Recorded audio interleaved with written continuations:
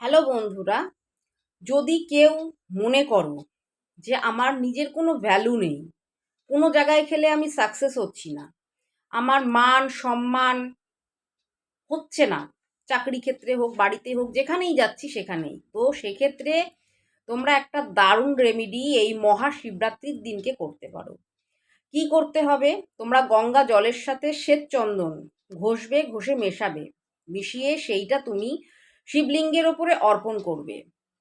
যদি সম্ভব হয় অবশ্যই 4টে প্রহরে জল ঢালবে এবং এই চন্দন মিশ্রিত গঙ্গা জলই ঢালবে। যদি সম্ভব না হয় তাহলে একই প্রহরে তোমরা জল ঢেলো, অন্তত 4বার তোমরা জল ঢেলো এবং তোমাদের মনের ইচ্ছা দেবাদিদেব মহাদেবকে অবশ্যই জানিও, পূর্ণ হবে।